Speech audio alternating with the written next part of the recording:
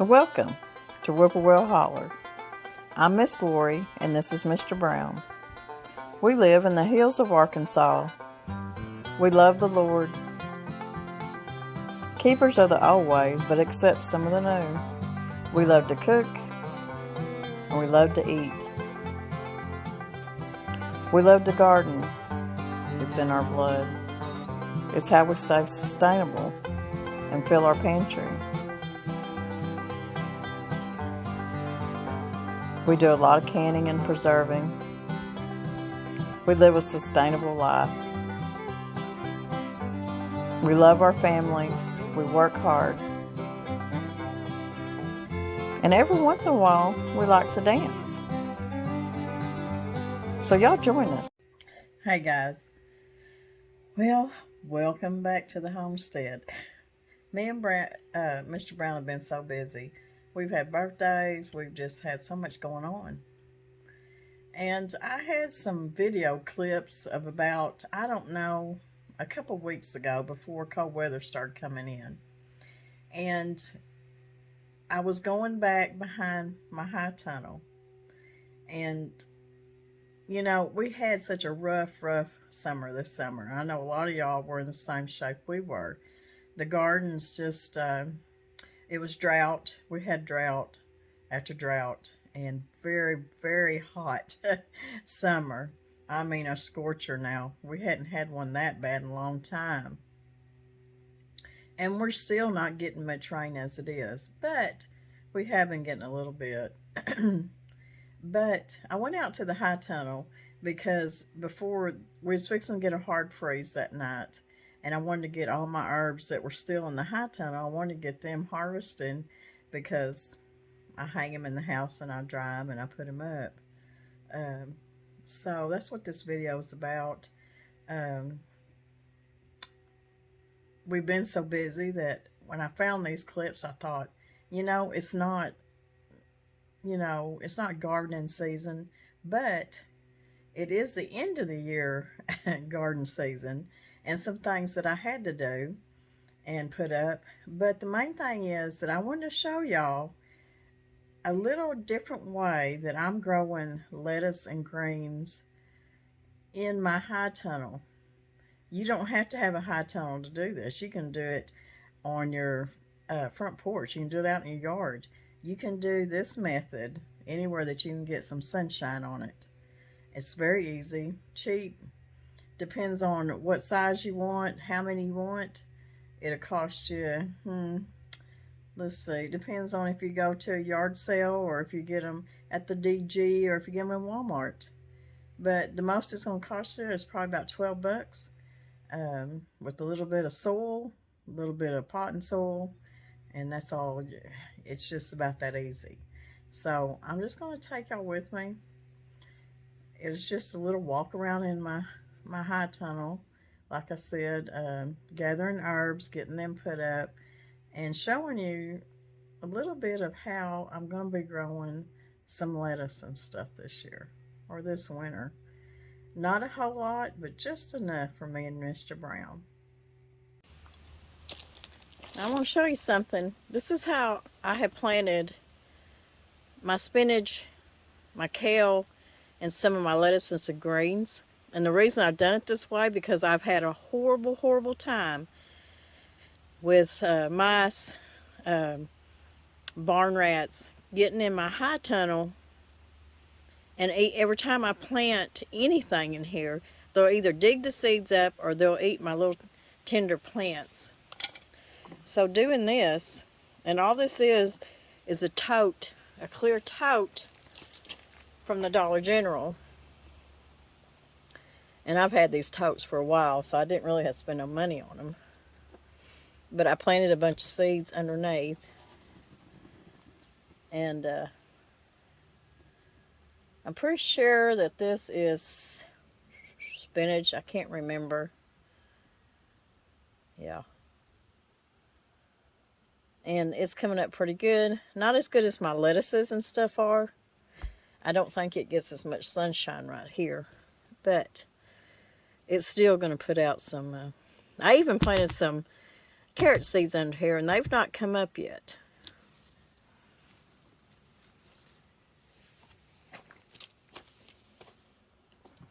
And I'll show you what I've planted over here. And see, this is something that you can do when you don't have a garden space. Maybe you just live in an apartment on a balcony. And this is something you can do to get you some greens, kale, lettuces, spinach, Swiss chard. And this is one that I took. And this has got all kinds of lettuces in here. You can see how good they come up. Pretty thick. And I just opened my bag of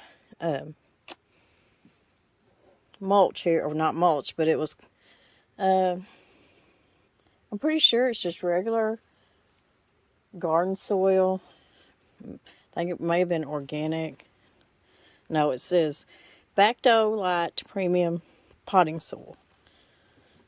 And I just opened the bag up and I just planted my seeds. And everything's coming up really good. And the best part is the dang mice and rats aren't eating my tender greens. So disheartening when they do that. So that's all it is. It's just a clear tote. And I just got a bag of soil. And of course it's in my garden bed, but I wanted to do this. I wanted to try this, and it worked. It done really good. Everything come up. So this is something you can do real easy. Now we're fixing to get a hard freeze tonight. But see, I'm in the high tunnel. So these will be okay. But all you'd have to do is cover this up with a blanket. If you got a row crop cover, I do have some of those that I use. You could just lay it on top of that, and they're gonna be okay. And here's another one on this end, and there's my rosemary. I'm gonna trim all this back too. I'm gonna go ahead and harvest every bit of that. And there's that other Thai basil and regular basil. But this right here has got Swiss chard, and I planted some onions. But the onions, there's some little bitty ones trying to come up, but the Swiss chard is coming up. And I need to water this one again. But I can see teeny little plants. Y'all can't see them. So there's more coming up. It's just taking it a little while. And doing this way, I come out every day and I water it. And you don't want to be harsh on it. You just want kind of a light sprinkle water on it. And then when your seeds come up, I still come up here when, and still water. And then as time goes on, the plants start getting a little bigger. I'll come out and water every other day. But then as they get bigger, I don't have to water them as much. But watering them and water them, getting them seeds to sprout, and then once they come up, you still want to make sure you're keeping them good and moist.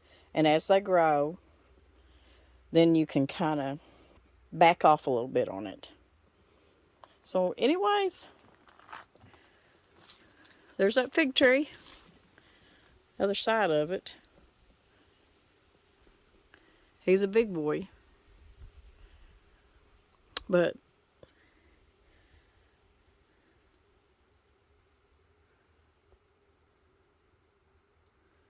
let's start harvesting some of this herbs, and then we're going to get in the house, and I've got to get supper started.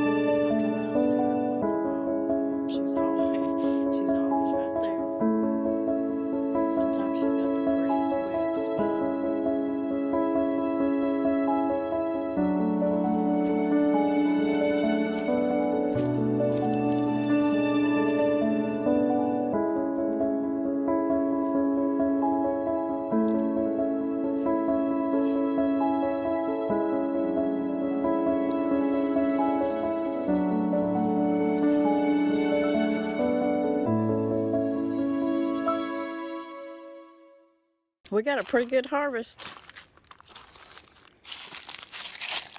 Every bit of this.